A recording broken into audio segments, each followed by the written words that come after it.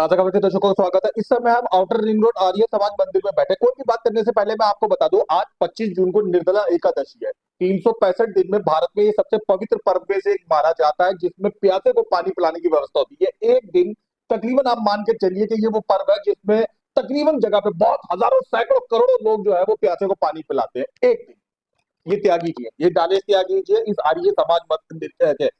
ये निर्जला एकादशी एक दिन मना के राजी नहीं हुए, ये 365 दिन मनाना चाहते हैं। इन्होंने आज यहाँ पर निर्जला एकादशी वाले दिन लोग बाग प्याऊ लगा रहा है, कल के बाद वो गायब हो जाएंगे। ये हाथ से गायब नहीं हुआ। यह इन्होंने आज जो प्याऊ लगाया हुआ वो 365 दिन राहगीरों को, मुसाफिरों को, मजदूरों को, हर व्यक्ति, हर प्यासे व्यक्ति को सर्दी गर्मी में पानी देगा। त्यागी जी, लोग बाग तो एक ही दिन मनाते हैं और फिर अगले दिन छुट्टी। आपके मन में कैसे आया कि पूरे 365 दिन होना चाहिए? ये सर, ये हमारे मन में नहीं आया, इसके पीछे प्रेरणा होती है। जी। और कोई भी कार्य ऐसा होता है जिसकी प्रेरणा मिलती है, उसके लिए दूसरे व्यक्ति को हमें हमेशा सम्मान देते रहना। हमारे आर्य समाज में एक प्याऊ पहले से थी, हम तो उनका भी धन्यवाद करेंगे जिन्होंने उस समय लगाई होगी। और एक प्याऊ क्या होता है कि वो 20 लीटर की, उसकी वजह से क्या होता है कि अगर आधा घंटा पानी ठंडा मिल गया तो फिर गर्म मिलता है, क्योंकि रेगुलर काम होता है। लेकिन जब ये ईंदानी व्यक्ति ने हमें ये प्याऊ का प्रपोजल दिया तो ये 80 लीटर की है। इसका मतलब ये कि 2-2.5 घंटे हमारे को ठंडा पानी अवेलेबल रहेगा। तो इस तरीके से जब उन लोगों ने हमें प्याऊ लगाने के लिए कहा तो हमें बड़ा अच्छा लगा। हालांकि हमने उन्हें किसी और पर्पस के लिए हमने उनसे आग्रह किया था कि आप हमारे समाज में कुछ सहयोग दें, लेकिन उन्होंने अपनी तरफ से ये हमें प्रपोजल दिया, जिसे हमने तुरंत एक्सेप्ट कर लिया। और आज उसका परिणाम ये है कि आपके सामने इसका शुभारंभ हुआ है।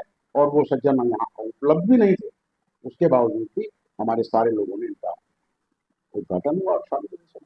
तो ये जो आप कह रहे हो 365 दिन, तो ये 365 दिन वास्तव में 365 दिन सब लोगों को ठंडा पानी पीने का अवसर मिलेगा। इसके लिए मैं अपने अधिकारियों का, अपने समाज के सदस्यों का, संरक्षकों का और उन दानी महानुभावों का हृदय से आभार और धन्यवाद। मुझे बड़ा अच्छा लग रहा है, बाहर दरवाजे पे वो प्याऊ देख के आते जाते लोग का तो वो सिर्फ आर्य समाज मंदिर की जो फैमिली है या लोग हैं, पदाधिकारी हैं, काम करने वाले, उन्हीं के लिए या सभी लोगों के लिए, इसके उसके अमीर गरीब सबके लिए? देखिए साहब, आर्य समाज एक ऐसी संस्था है जो नारा देती है मनोभाव। अगर आप ईसाई शब्द में जाएंगे तो वो कहते हैं बाइबल पढ़ो, आप मुसलमानों में जाएंगे तो वो कहेंगे कुरान पढ़ो। लेकिन केवल आर्य समाज ऐसा है, जो महर्षि देव दयानंद सरस्वती जी के नेतृत्व में चलने वाला एक समाज ऐसा है जो कहता है मनोभाव, मनुष्य बनो, यानी इंसान बनो। तो जब मनुष्य बनो की भावना आ जाती है, और हमारे ऋषि दयानंद का तो कहना यह है कि भाई इस आर्य समाज का जो मुख्य उद्देश्य है वो संसार का उपकार करना है। तो उसमें कोई इस तरह की कोई और चीज है ही नहीं, सिवाय इस बात के कि संसार का उपकार करना और मनोभाव, इंसान बनना, अच्छा इंसान बनना। तो उसी का परिणाम यह है कि ये सबके लिए ओपन है। कोई भी आवे, हिंदू आवे, मुसलमान आवे, सिख आवे, ईसाई आवे, मनुष्यता सर्वोपरि रहनी चाहिए। उसी का पालन आर्य समाज करता है। मैं दर्शकों को बता दूं कि हम जिस मंदिर में बैठे हैं, आर्य समाज मंदिर में बैठे हैं, इसे दिल्ली के लगभग 300 से भी ज्यादा आर्य समाज मंदिर में सबसे सौंदर्य पूर्ण मंदिर होने का खिताब मिला। लेकिन सिर्फ इमारत की भव्यता और सुंदरता ही नहीं, कुछ और भी चीजें हैं जो इसे सुंदर बनाती है। वो है चिकित्सालय, जहाँ पे एक मिनी चिकित्सालय, पॉलिक्लिनिक आप उसे कह सकते हैं। विभिन्न वैरायटी डिपार्टमेंट के डॉक्टर बैठते हैं जो गरीब गुरबों, दुखियारों, परेशान रोगियों का इलाज करते हैं। चिकित्सालय के बारे में, डिस्पेंसरी के बारे में बताइए। देखिए साहब, हमारा जो चिकित्सालय है ये उर्मिल सतपाल मेहता धर्मार्थ चिकित्सालय। हमारे एक बहुत पुराने समाज के सदस्य होते थे, वरिष्ठ सदस्य होते थे, बड़े दानी महानुभाव होते थे, तो उनके नाम से ये संस्था है, ये चिकित्सालय है। उर्मिल उनकी वाइफ थी और सतपाल मेहता जी जो थे वो हमारे समाज के सदस्य थे, तो उनके नाम से चल रहा है। और आज वर्तमान में हमारे एनपी मलिक साहब बैठे हुए हैं लेफ्ट हैंड में, तो ये उर्मिल सतपाल मेहता धर्मार्थ चिकित्सालय के चेयरमैन है और इनके नेतृत्व में ये सारे कार्य होते हैं। और हमारे यहाँ पर लगभग लगभग ऑर्थो के डॉक्टर हैं, हमारे यहाँ जनरल फिजिशियन हैं, हमारे यहाँ गायनोलॉजिस्ट हैं, हमारे पास ईएनटी के स्पेशलिस्ट हैं, हमारे यहाँ होम्योपैथी की सुविधा है, हमारे यहाँ डेंटल की सुविधा है। तो ये सारी सुविधाओं को हम अपने समाज की तरफ से प्रोवाइड करा रहे हैं। और हम देखते हैं कि यहाँ पर सैकड़ों लोग आते हैं और अपना अपना इलाज कराते हैं, तो हमें बड़ा अच्छा लगता है, बड़ा सुखद लगता है। कोई भी मंदिर या कोई भी भवन अगर आप खड़ा करें, मैं आपको एक बात बता दूं, चाहे आप उसमें कोई भी सुविधा शुरू कर दें, बढ़िया मार्बल टाइल लगा लें, कुछ भी, जब तक ग्रीनरी नहीं होगी, जब तक अच्छे तरीके से पेड़ पौधों का मनमोहक वातावरण नहीं होगा, बात अधूरी रह जाएगी। ग्रीनरी को, हरे भरे वातावरण, हरियाली को लाने के लिए क्या कदम उठाते हैं? देखिए, हरियाली को लाने के लिए ये होता है कि हमारी बहुत पहले हमारे ललित चौधरी जी कभी यहाँ समाज के प्रधान हुआ करते थे, तो उन्होंने एक नाम रखा था सुमन वाटिका। अच्छा। हालांकि सुमन का मतलब होता है सुंदर पुष्प भी है, एक दो परिभाषाएं होती है सुमन वाटिका। तो उसकी दो दो डेफिनेशन है। तो एक डेफिनेशन तो मैंने बता दी कि सुमन का मतलब ये होता है पुष्प, फूल। और दूसरा हो गया सुमन अहलुवालिया। अब सुमन अहलुवालिया जो है ये हमारे समाज की जो उद्यान समिति की प्रभारी हैं, इसमें हमने अभी पिछले 2 एक महीने पहले इनको ये प्रभार दिया है।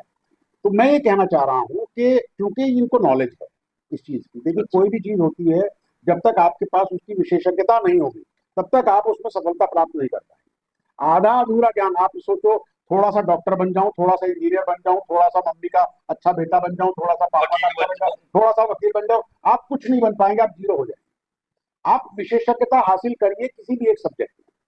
तो उसी प्रकार से, क्योंकि ये रेलवे से रिटायर्ड है, क्लास 1 अफसर रही हैं, हमने जब इनको इनकी योग्यता के आधार पर इनको प्रभार दिया, और जब से हमने इनको प्रभार दिया है तो हमने ये महसूस किया है कि माली को लेकर के आना, माली को ये बताना कि तुम ये पोस्ट हटा दो, ये लगा दो, ये ऐसे बढ़ेगा, ये वैसे बढ़ेगा, ये ऐसा आकार लेगा, ये वैसा आकार लेगा।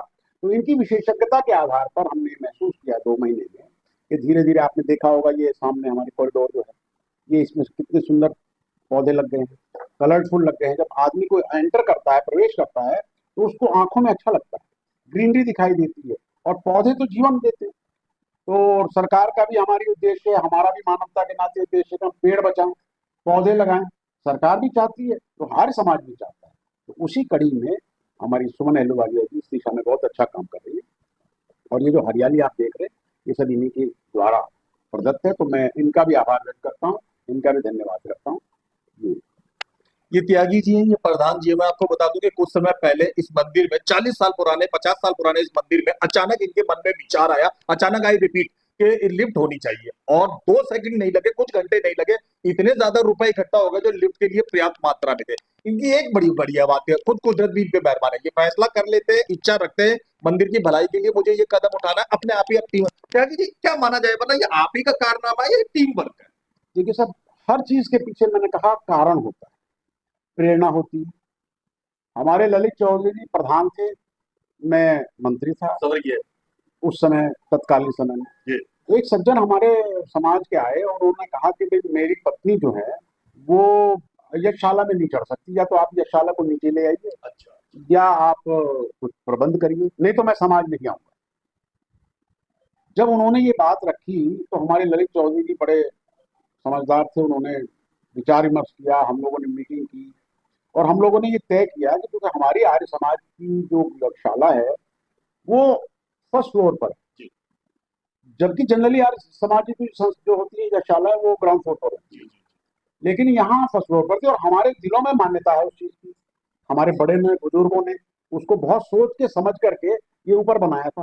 तो हम लोगों ने, मैनेजमेंट ने उस समय निर्णय लिया कि हम लिफ्ट बनाएंगे और उन लोगों को सुख देंगे जो चढ़ नहीं सकते, क्योंकि हम बहुत सारे लोगों को देखते थे जो आधा आधा घंटा लगा देते ऊपर सीढ़ियों में चढ़ने में, सीनियर सिटीजन होते थे। तो अब हमने क्या किया कि हमने मन बनाया कि हम लिफ्ट बनाए, हमने मीटिंग की। तो हमने अनाउंस जिस दिन किया, और जिस दिन हमने यहाँ भूमि पूजन किया, उसी दिन हमारे पास जो है लोगों ने, किसी ने 20,000, किसी ने 25,000, किसी ने 1 लाख, किसी ने 10,000, इस तरीके से लोगों ने हमें दान दिया। और हमने उसी दिन ऐलान किया कि हम आगामी 30 अप्रैल को इसका उद्घाटन करेंगे, यानी 1 महीने के बाद। और हमने 1 महीने के बाद इस लिफ्ट का उद्घाटन उसी डेट में किया जिस डेट में हमें करना।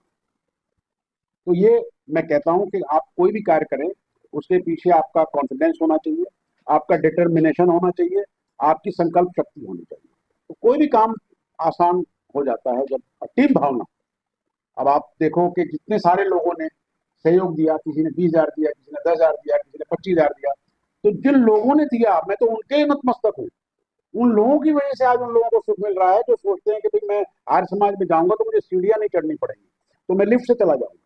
तो मैं उन लोगों को भी नमन करता हूँ जिन लोगों ने सहयोग किया, मैं उन लोगों को भी नमन करता हूँ जिन्होंने प्रेरणा दी।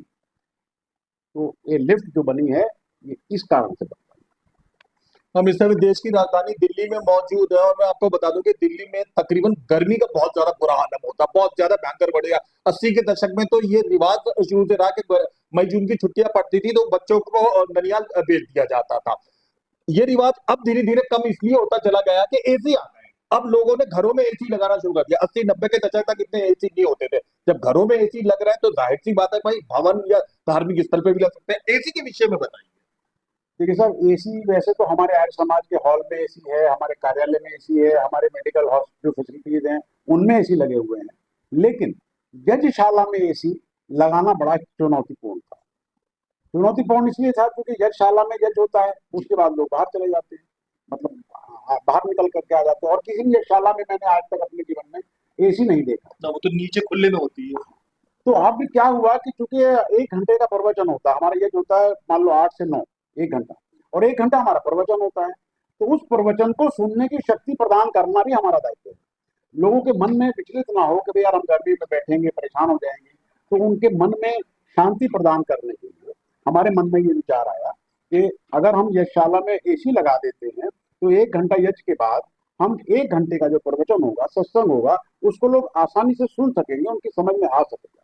तो ये सोचते हुए हमने इस कदम आगे बढ़ाया। एक एसी लगाया। एक एसी लगाया। पहले हमने एक राजकुमार अग्रवाल जी जो स्टार जनता एक्सरे जो है उसके मालिक हैं, तो एक दिन हमने कार्यालय में उनको बुलाया था, हमने तो आग्रह किया। उन्होंने कहा ठीक है आप एक एसी लगाओ। तो उन्होंने तुरंत हमारे को 51,000 रुपये का चेक काट के दी। उसके बाद दूसरा एसी हमने लगाया। तो हमने धीरे धीरे लोगों से कहा भाई आप जो भी सहयोग करें। तो किसी ने 5,000 किसी ने 6,000 किसी ने 2,000 किसी ने 3,000 इस तरीके से सहयोग दे। तो दूसरा एसी लग गया।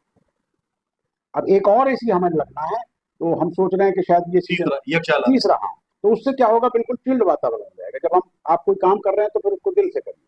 रिक्वायरमेंट 3 की है लेकिन 2 भी सफिशियंट है। तीसरा भी हो जाएगा तो और अच्छा हो जाएगा और जल्दी ठंडा हो जाएगा। तो एसी के पीछे हमारा ये मोटिव था।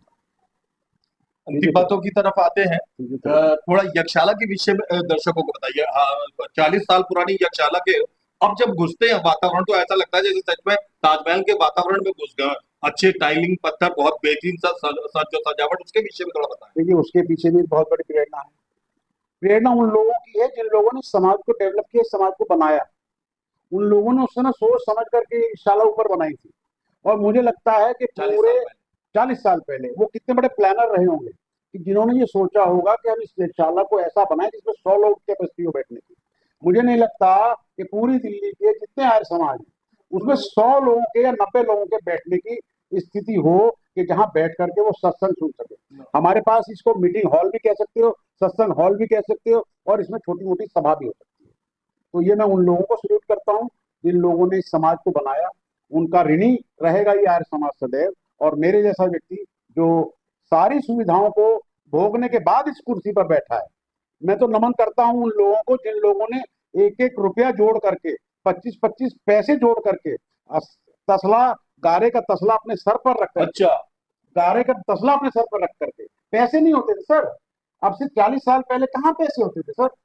कहाँ? अब तो हम लोग परवाही नहीं करते। अब तो 10,000, 20,000, 50,000 से कम की बात ही नहीं करते। 11 लाख तुरंत जोड़ गए थे एसी के तो लिए। ये तो हमारा सौभाग्य है कि हमें बना बनाया समाज मिला। अगर हम इस समाज को केवल मेंटेन कर लें, यही शायद हमारी सबसे बड़ी उपलब्धि होगी। और जब से मैं प्रधान बना हूं, मेरा उद्देश्य केवल यही है कि इन बड़ों ने जो भी ये बना करके दिया है, इसको अगर हम मेंटेन कर लें तो शायद हम अगली पीढ़ी को कुछ दे करके जाएंगे। यही अगली पीढ़ी को मेरा मतलब संदेश रहेगा कि वो इस समाज को उसी तरीके से मेंटेन करे जिस तरीके से हमारे बड़ों ने जिस भावना से बनाया। और आज हम इसको मेंटेन कर रहे हैं। आने वाली पीढ़ी भी अगर इसको इसी तरह से मेंटेन करेगी तो यह सदा सदा के लिए आज समाज फलता फूलता है। थैंक यू, धन्यवाद। उससे पहले मैं आपको ये एक बात बता दूं कि तकरीबन यहाँ आने वाले हर लोग ये इस तरीके के नौजवान तो ज्यादा से ज्यादा 25% होते हैं। मेरी उम्र के सीनियर सिटीजन लोग ज्यादा होते हैं। अब सीनियर सिटीजन वाली बात करते हैं तो आजकल दिल्ली के वातावरण में जोड़ों का दर्द, कमर का दर्द या इस तरीके की चीजों की परेशानी आती है। आर्य समाज मंदिर सिर्फ यही नहीं समझता है कि पानी पिलाना है और मंदिर की टाइलों को सही रखना, वो ये भी समझता है कि आने वाले लोगों के शारीरिक दर्द का भी ध्यान रखना है। जिस्मानी दर्द का ध्यान रखते हुए फिजियोथेरेपी का जो आपने स्थापना करी उसके विषय में बताएं। देखिए इसके पीछे भी एक प्रेरणा है। मैंने आपको पहले भी कहा था कि कोई भी कार्य बिना प्रेरणा के नहीं हो सकता। ये फिजियोथेरेपी जब मैं समाज में करीब करीब 25 साल पहले दाखिल हुआ था, तो एक बहुत टूटी सी बिल्डिंग होती थी फिजियोथेरेपी के नाम पर यहाँ पर। हालांकि जिस समय बनाई गई होगी उस समय बहुत अच्छी तरीके से बनाई गई होगी, हम आज उसको टूटा फूटा जरूर कह रहे हैं, लेकिन उस समय जिन लोगों ने फिजियोथेरेपी का निर्माण किया होगा वो अपने सोर्सेज के हिसाब से, अपने संसाधनों के हिसाब से किया होगा, तो उसके लिए भी मैं उनको धन्यवाद करता हूँ। फिर एक बार क्या हुआ कि हमारे पास एक बहुत बड़े दानी महानुभाव आए। उन्होंने कहा, साहब मैं अपने पिताजी की स्मृति में आपकी फिजियोथेरेपी में कुछ करना चाहता हूँ। वो योगेश अग्रवाल जी थे। अच्छा। यही यहीं के रहने वाले हैं, अपने शंकर गांव। उनका उनके साथ संपर्क हुआ, और उनके साथ संपर्क होने के बाद उन्होंने कहा, साहब मैं जो भी आप मुझे कहेंगे, दिशा निर्देश देंगे, मैं वो करूंगा, लेकिन मैं करूंगा अपने डायरेक्शन में, मैंने अपने अपने तरीके से करूंगा। आप मुझे नक्शा बना करके दे दीजिए। अच्छा। आप मुझे जो है सब कुछ कर। हमें भी ये लगा कि हम भी अपने व्हाइट कलर को व्हाइट कलर रखना चाहते हैं, हम भी क्यों दाग में पड़े कि भाई साहब किसी ने 10 रुपए कम कर दिए या 10 रुपए ज्यादा खा लिए या क्या कर लिया, इस तरह की चीजें क्रिएट ना हो। तो हमने उन्हीं के ऊपर ये सौंप दिया कि इस फिजियोथेरेपी का निर्माण आप ही अपने स्तर से कराएं, ये हमारा नक्शा है, ये हमारी जगह है। तो मैं आपको उनकी अनुपस्थिति में उनका धन्यवाद करता हूं, योगेश अग्रवाल जी का, कि उन्होंने 2 मंजिल की फिजियोथेरेपी हमारे को बना करके दी, सारी सुविधाओं से सज्जित करके दी, और आज हमारी फिजियोथेरेपी सब उन्होंने ही आज हमारी फिजियोथेरेपी पश्चिमी जिले के अंदर यानी पूरे वेस्टर्न दिल्ली के एरिया में नंबर 1 पर आती है। ऐसी संसाधन, ऐसी मशीनें, ऐसे उपकरण और किसी समाज की या आसपास के एरिया में नहीं है जो हमारे पास है मशीनें उपलब्ध। तो हमारे फिजियोथेरेपी के चेयरमैन हमारे वरिंदर सिंह अहलुवालिया जी ये बैठे हुए हैं, तो ये फिजियोथेरेपी का सारा प्रभार देखते हैं, और जब से इन्होंने इस कार्य को संभाला है तो हम चिंता मुक्त हो गए हैं, और बड़ा अच्छा तरीके से सिस्टमेटिक चीजें हो रही हैं, और बहुत ही अच्छे तरीके से हमारे पेशेंट्स भी बढ़ रहे हैं, और हमारी चीजें भी बढ़ रही हैं, और हमारा हमारा नाम भी बढ़ रहा है। तो इसके लिए मैं वालिया साहब का भी बहुत बहुत धन्यवाद करूंगा कि इनके नेतृत्व में ये चीजें चल रही हैं आज। तो ये इसके पीछे कारण है, और सारी सुविधाओं से हमारी फिजियोथेरेपी युक्त है। कोई ऐसी मशीन नहीं है जो हमारे पास ना हो। हमारे पास डॉक्टर्स बहुत अच्छे हैं, डॉक्टर नीरज हैं, और उनकी जो जितने भी असिस्टेंट हैं वो भी 13 साल पहले डॉक्टर नीरज का अपॉइंटमेंट मतलब मुझे ही करने का मौका मिला था। 14 साल पहले डॉक्टर साहब को 13 साल 13 साल 14 साल हो गए, और आज तक कोई शिकायत फिजियोथेरेपी के मामले में हमें प्राप्त नहीं। अब थोड़ा सा ये हो जाता है कि भाई आंखों से जरा सा दिखना कम हो गया है तो प्रॉब्लम है, तो हम धीरे धीरे सोच रहे हैं कि और थोड़ा सा डेवलपमेंट करते हुए 1-2 डॉक्टर्स को और उसमें एड ऑन करें। तो ये हमारा फिजियोथेरेपी का प्लान। जब हम दिल्ली की सड़कों पे चलते हैं तो ट्रकों के पीछे आमतौर पे लिखकर नजर आता है कि करते हो तुम कन्हैया नाम मेरा हो रहा है। मुझे यहाँ पे लगभग वैसा ही दृश्य नजर आ रहा है। ताया जी, उस टीम को क्या कहेंगे, उन लोगों को क्या कहेंगे जो इस मंदिर को चाहे सबसे सौंदर्यपूर्ण मंदिर बनाना हो या सबसे सुविधापूर्ण मंदिर बनाना हो या आकर्षक बनाना हो, जिन्होंने सहयोग दिया प्रधान जी को आपको? देखिए, मैं तो पहले भी यही बात कहता रहा हूँ, आज फिर कह रहा हूँ, और इस बात को हमेशा दोहराता रहूंगा। मैं हमेशा से ये मानता हूँ कि कोई भी एक व्यक्ति कभी जीवन में कुछ नहीं कर सकता। अगर वो ये समझता है कि मैं सब कुछ कर सकता हूँ तो उसके अंदर अहंकार आ गया, वो जल्दी ही उसकी समाप्ति की ओर बढ़ने लगता है। कोई भी कार्य सब लोगों के सहयोग से होता है। अगर ये नंबर 1 आया है तो मुझे मालूम है कि उसके पीछे 10-10 लोग लगते थे, 10-10 लोग इस राउंड लेते थे, और वो देखते थे क्या कमी रह गई है, क्या और होना चाहिए, क्या नहीं होना चाहिए। वो धीरे सारे लोग बताते थे, फीडबैक मिलता था, और हम उसको एग्जीक्यूट करते थे। उसी तरीके से मंदिर का हर कोना, हर पार्ट, जितने भी हमारे अधिकारी वाले हैं, जितने भी हमारे इस मंदिर के लोग हैं, जितने भी हमारे सदस्य लोग हैं, सब लोग अपने अपने सजेशंस देते हैं। सब लोग हमारे हमारे को अपनी अपनी गाइडेंस में हमारे को अपने भाव बताते हैं, और हम इतना करते हैं कि जो सजेशंस हमें सर्वोपरि लगते हैं, सबसे अच्छे लगते हैं, उनको हम एग्जीक्यूट करते हैं। तो इसके लिए मैं अपने जितने भी हमारे अधिकारी हैं, हमारे उप प्रधान जी हैं, हमारे महामंत्री जी हैं, हमारे मंत्री जी हैं, हमारे कोषाध्यक्ष जी हैं, हमारे संरक्षक गण बैठे हुए हैं, हमारी सारी सेवाएं हैं, उन सब के अधिकारियों को मैं नतमस्तक होकर के धन्यवाद करता हूं, आभार करता हूं, और परमपिता परमात्मा से प्रार्थना करता हूं कि वो सदैव स्वस्थ रहें और इसी प्रकार समाज की सेवा करते रहें। देखिए, प्रधान तो आज मैं हूं, कल और कोई और होगा, अधिकारी कोई आज कोई है, कोई और होगा, लेकिन अपने जीवन में हमेशा ये याद रखना चाहिए कि जिस कुर्सी पर आप बैठे हुए हैं, इस कार्य की जिम्मेदारी आपके ऊपर है। आप उस कार्य को बड़े निष्ठा के साथ, लगन के साथ, दृढ़ निश्चय के साथ करेंगे तो उस कार्य में सफलता ना मिले ऐसा संभव नहीं। आर्य समाज मंदिर के पुस्तकालय की। सब पुस्तकालय जो है ये हमारा बहुत पुराना पुस्तकालय है। हमारे जो बड़े थे ना, वो बड़े समझदार थे। उन्होंने कोई चीज ऐसी नहीं छोड़ी जो हम ये सोचते हैं कि हम कर ले, हमें कर लेनी चाहिए। हम सिर्फ वही कर रहे हैं जो चीज चल रही है, हम कोई नया नहीं कर रहे हैं। तो पुस्तकालय जो है हमारा, ये बहुत पहले फर्स्ट फ्लोर पर होता था।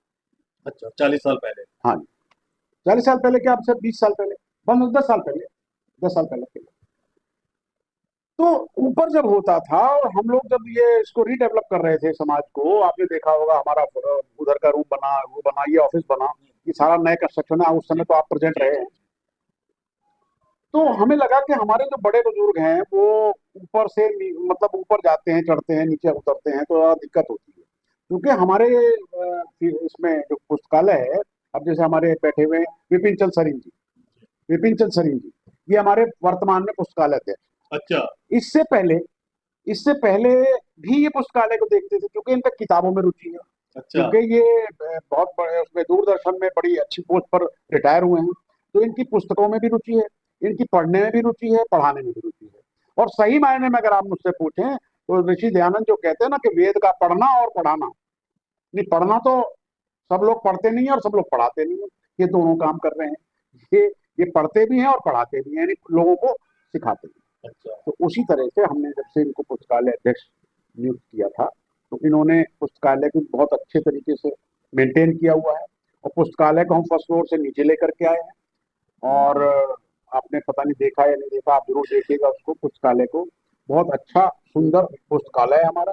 सोफे लगे हुए हैं, हमारे जो लोग आते हैं वो बैठते हैं, बैठ सकते हैं वहां पर, किताबें लेकर के पुस्तकालय अध्यक्ष से पढ़ सकते हैं, इशू करा करके ले जा सकते हैं। अच्छा। तो सारी सुविधाएं हमारे पास, मैक्सिमम किताबें जो हमारे वैदिक विचारों से संबंधित हैं।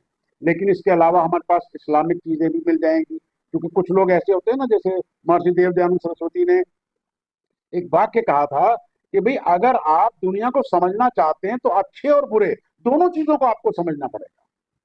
अगर आप इस्लाम को नहीं समझोगे तो उसकी उसकी अच्छाई और बुराई को आप कैसे आंक आंक पाएंगे। तो महर्षि देव दयानंद जी ने जब ऋग्वेद आदि भाष्य भूमिका की रचना की थी और जितने ग्रंथों की रचना की थी, उससे पहले उन्होंने सारे चीजों को विस्तृत स्टडी किया था और उसके बाद उनका एनालिसिस करके उसको अपने सत्यार्थ प्रकाश जैसे पुस्तक में, ऋग्वेद आदि भाष्य भूमिका में, संस्कार विधि में, है गोकर्ण निधि में, इन सारी पुस्तकों में उसको रचित किया है। तो मेरे कहने का तात्पर्य सिर्फ इतना है कि आर्य समाज जो है वो केवल एक पुस्तकालय नहीं चलाता, आर्य समाज केवल एक चिकित्सालय नहीं चलाता, आर्य समाज संस्कार देने का प्रणेता है। महर्षि देव दयानंद सरस्वती जी के वाक्यों में अगर कहा जाए तो मनोरभव इंसान होना प्लस संस्कारवान होना, ये दो वाक्य महर्षि देव दयानंद ने जोड़ दिए हैं। तो आर्य समाज अपने विचारों में सर्वोपरि है। उसके जैसा विचार आपको दुनिया में किसी का भी विचार नहीं मिलेगा जैसा आर्य समाज का विचार। आप जब चाहें मुझसे डिस्कस कर सकते हैं, मैं 2 घंटे इस पर डिस्कस कर सकता हूँ, आर्य समाज के सिद्धांतों के बारे में, आर्य समाज के विचारों के बारे में, आर्य समाज के संगठन के बारे में। तो मेरे कहने का तात्पर्य केवल इतना है अंतिम समय में कि भाई आर्य समाज जो है वो एक ऐसी संस्था है जो पूरे विश्व में नंबर 1 पर है और नंबर 1 पर रहेगी। और आर्य समाजों में आर्य समाज बाहरी रिंग रोड नंबर 1 था, नंबर 1 है और नंबर 1 रहेगा। नमस्कार। आर्य समाजी बनने के ऊपर, एक तो ये आर्य समाजी बनते ही लोग बागों की शराब की लत टूट जाती है। आपका बच्चा या घर में कोई भी शराबी वराबी हो ना, तो वाकई से आर्य समाज कहीं भी भेजे, आप देखेंगे कि सच्ची में आदत छूट जाती है। और दूसरा, सीरियलों ने आग लगा रखी है सास बहुओं में, यहाँ नहीं होता। यहाँ आप देख सकते हैं कि ऐसे सास बहु बड़े प्रेम से साथ में बैठी थी। आपके घर में भी अगर ऐसा तो यहाँ पे भेज दिया करें, हल्का वो टॉपिक फिर कभी। अब आ जाते हैं हम ऊपर बनाए। हाँ, एक बात और बता दूं, ज्यादातर मंदिर या जो भी धार्मिक स्थल होते हैं, मंदिर मस्जिद गुरुद्वारे वगैरह, सब अपने धार्मिक कार्यों के लिए होते हैं। यहाँ पर आर्य समाज में सिर्फ इसी बात पर नहीं दिखाया ध्यान दिया गया कि सिर्फ धार्मिक गतिविधियां, ये शैक्षिक गतिविधियां भी हो। आईएएस की तैयारी करते हुए बच्चों के लिए भी यहाँ पे एक लाफल बहुत चीज खड़ी करी गई है। उसके बारे में बताएं, जो बच्चों को यहाँ पे आईएएस वगैरह की परीक्षा देनी हो तो सुविधा दी जाती है। देखिए, महर्षि देव दयानंद सरस्वती जी ने जो अपने जो ग्रंथ लिखे हैं ना, उसमें एक बात लिखी है कि सामाजिक, आर्थिक, राजनीतिक विकास होना चाहिए। जी। सामाजिक, धार्मिक, आर्थिक और राजनीतिक, ये विकसित विकास होना चाहिए। तो जब सामाजिक गतिविधियां होती हैं तो सामाजिक गतिविधियां अलग होती हैं। हमने बताया कि भी जैसे हमारे यहाँ बहुत सारी चीजें होती हैं, चिकित्सा संबंधित सुविधाएं हैं उनके बारे में अलग बताया। वो सामाजिक गतिविधियां होगी। राजनीतिक गतिविधियां बिल्कुल ही अलग हो गई हैं। लेकिन जो सामाजिक गतिविधियां हैं, शैक्षिक। शैक्षिक उन्हें आप कह सकते हो, सामाजिक गतिविधियां कह सकते हो, जो आर्य समाज का जो एक ड्यूटी है, जिम्मेदारी है। तो जो गुरुकुल आपने कहा, तो हमारे यहाँ हमारा सौभाग्य है कि हमारा जो आर्य विकास प्रतिभा संस्थान है, दिल्ली प्रतिनिधि आर्य सभा, जो हमारी जो हेड काउंसिल है हमारी यूपी की, दिल्ली की, तो उन्होंने एक सभा बनाई है जिसमें करीब करीब पूरी दिल्ली के 70-80 से 90 बच्चे उसमें शामिल होते हैं जो यूपीएससी की तैयारी कराते हैं बच्चे। तो उसमें हमारे पास 3 बच्चे अभी उपलब्ध हैं। अभी हमारा आईएएस का एग्जाम, एंट्रेंस एग्जाम क्लियर किया है। अच्छा। लेकिन इंटरव्यू में वो रह गया है। और इसी तरीके से और 2 बच्चे हैं जो तैयारी कर रहे हैं अपनी काफी मेहनत से, और करीब करीब 4-5 साल हमारे को गुरुकुल को चलाते हुए। हम इसको गुरुकुल बोलते हैं। आर्य समाज जो है वो इन बच्चों का निर्माण करता है, उनकी जो फैसिलिटीज हैं उनको प्रोवाइड कराता है। उनके लिए हमने एसी की व्यवस्था की हुई है। उनके लिए भोजन जो है वो हमारी काउंसिल की तरफ से आता है।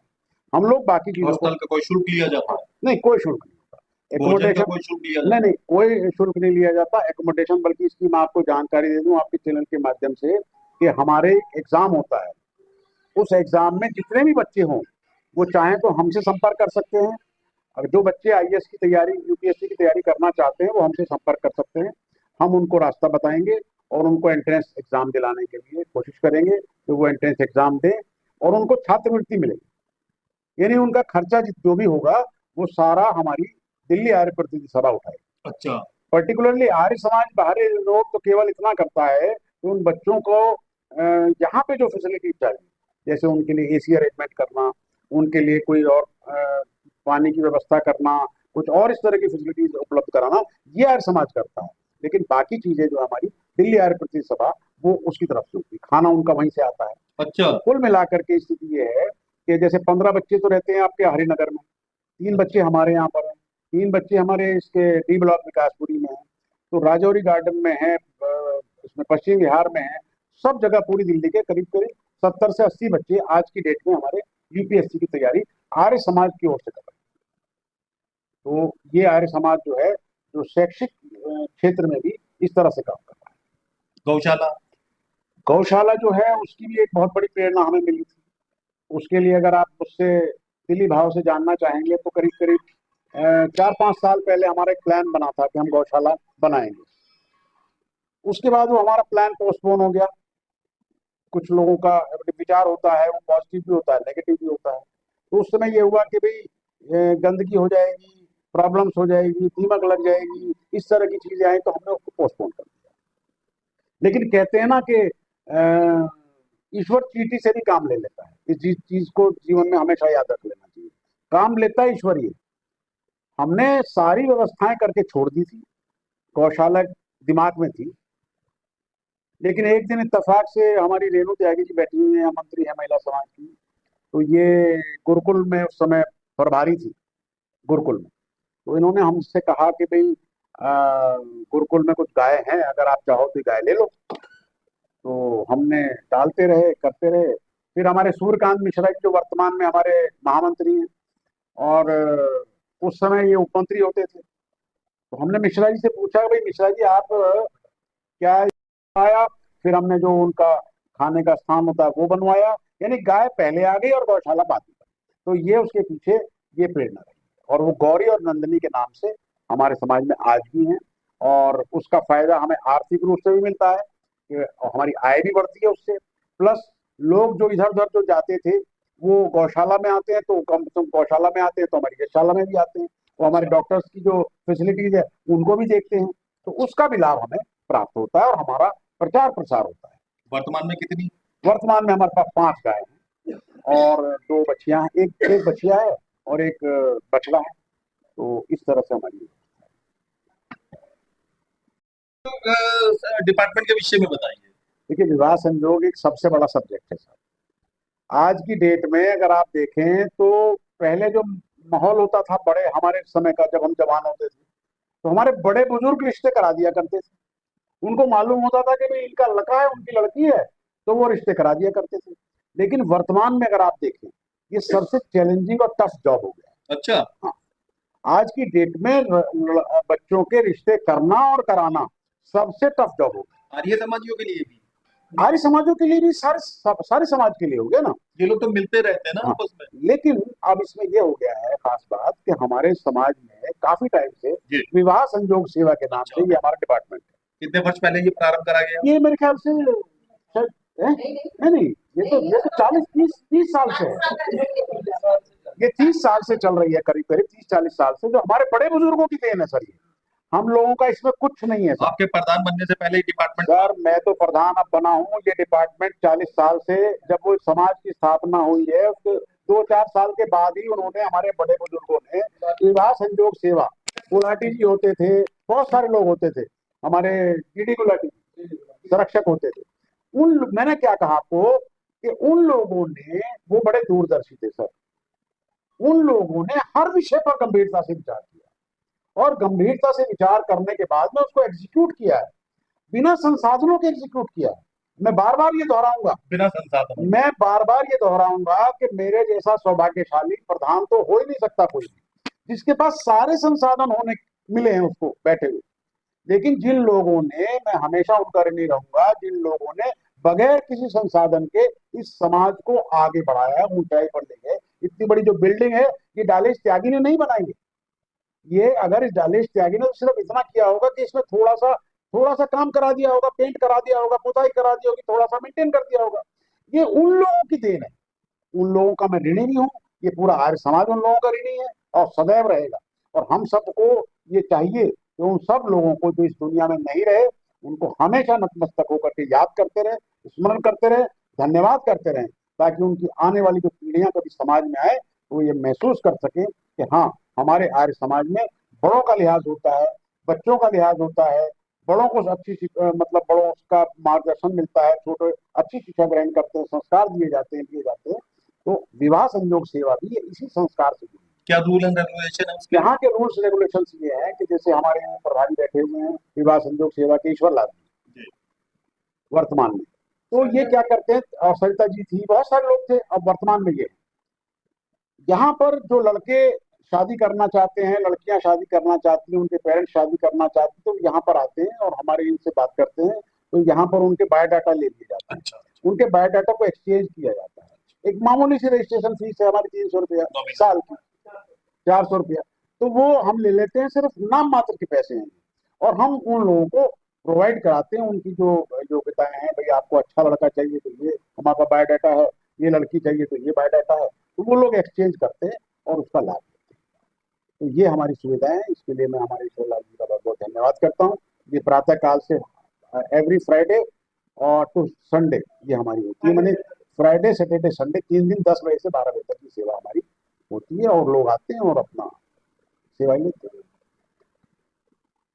हरि विकासपुरी का आर्य समाज मंदिर, 80 तक ना पैसे होते थे ना ट्रांसपोर्ट होता था, इवन टाइलों की दुकानें तक नहीं होती थी, यूं समझिए। और उस समय में अधिकतम खर्चा जो है वो एक हॉल बना दिया जाता था, लोग बाग किराए पे लेते थे, जो भी उस समय 20 50 रुपए उससे ज्यादा निकलता था। अब हॉल के बारे में बात करते हैं, तब और अब में तो हॉल में बहुत जमीन आसमान का अंतर आ गया होगा। देखिए साहब, ये जो हमारे आर्य समाज बहाली रोड का हॉल है, इसका नाम है गिरधारी लाल हॉल। अच्छा। इसके पीछे एक बहुत बड़ी बात है। हमारे आर्य समाज में एक होते थे राजवीर त्यागी जी, यानी यहाँ के होते थे, वो योग योग विद्या के निपुण माने जाते थे, राजवीर त्यागी जी बड़े अच्छे धनाढ़ लोगों में से एक थे। उस समय क्या होता था, कोई धन का अभाव तो रहता ही था, धन इतना थोड़ी मिलता था। लोग जाते थे 5 5 मंजिलों पे, 2 2 मंजिलों पे जाते थे, 10 10 5 5 रुपए इकट्ठे करके लाते। 10 रुपए सर, ये बैठी हुई रेणु त्यागी जी, चंचल बीच माता जी जो है, इनको ले जाती थी, और 10 10 5 5 रुपए। और शायद ये बहुत बैठा हुआ, इसके फादर होते थे जब, उस समय 5 5 7 7 10 10 रुपए, इसके दादा होते थे तो 2 2 रुपए, 1 1 रुपया ये दान लिया जाता था। आज तुम 10,000 20,000 50,000 की बात करते हैं ना सर, उस समय तो 1 1 रुपए की वैल्यू थी सर। तो उस समय क्या हुआ कि जब इस हॉल को बना रहे थे हमारे बड़े बुजुर्ग, तो एक राजवीर त्यागी जी होते थे, तो उन्होंने कहा भाई मैं इस हॉल को बना, मतलब इसमें 1 लाख रुपए मैं दे दूंगा, इसका नाम मेरी माता जी के नाम पर रख दो। 80 के दशक में कहा। हाँ, हाँ, उनकी फोटो लगा दो। तो मैं आपको आर्य समाज के दृढ़ सिद्धांतों के बारे में बताना चाह रहा था कि हमारे बड़े बुजुर्गों ने इस बात को ये कह करके अवॉइड किया कि आप 2 लाख भी देंगे, 4 लाख भी देंगे, तब भी हम आर्य समाज के सिद्धांतों से समझौता नहीं करेंगे। मतलब आप इस वजनदार बात को सुने, जब 10-10 रुपए चंदा आया करता था तब 1 लाख रुपए के लिए मना कर दिया था। तो वो 1 लाख रुपए का जो ऑफर आया था उसको ये कह के ठुकरा दिया। तो मैं इस बात को अपने जीवन में जब तक मतलब जीवित हूँ तब तक इस बात को याद रखूंगा कि हमारे बड़े बुजुर्गों ने वैदिक सिद्धांतों की रक्षा के लिए सर्वत्र न्यौछावर किया है, यानी पैसे का मुंह भी नहीं देखा। पैसे के उस समय की बात कर रहा हूं जब 1 लाख रुपए की बहुत वैल्यू थी, बहुत ज्यादा तो था। उस समय उन्होंने ये कह करके मना कर दिया कि हम आर्य समाज के सिद्धांतों की अवहेलना नहीं कर सकते और हम ये पैसे नहीं ले सकते क्योंकि हम आपकी किसी की भी मूर्ति नहीं लगा सकते। उस समय हमारे समाज के जो उस समय संरक्षक होते थे सचदेवा साहब, प्रधान होते थे, पूरा नाम यशपाल सचदेवा जी, उन्होंने उस समय 1 लाख रुपया दिया, उनके फादर ने भी 1 लाख रुपया दिया। तब इसका नाम गिरधारी लाल हॉल।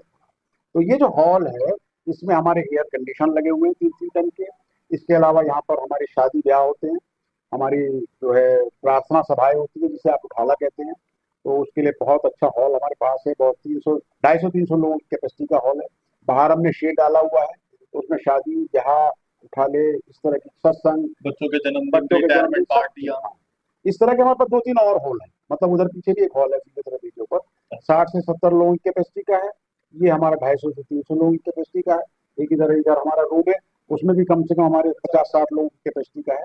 तो हमारे पास स्पेस की कमी नहीं है, हमारे पास दिल बहुत बड़ा है। आर्य समाजियों को किराए पे दिया जाता है। आर्य समाज को बहुत मिनिमम चार्ज लेते हैं क्योंकि हमें चीजें मेंटेन करनी होती है, इसलिए हम चार्ज भी लेते हैं।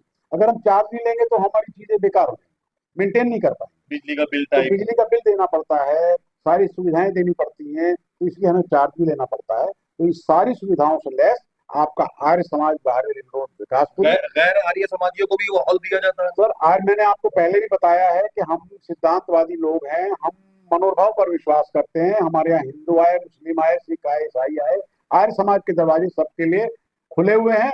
बस सिद्धांतों से समझौता नहीं हो सकता है।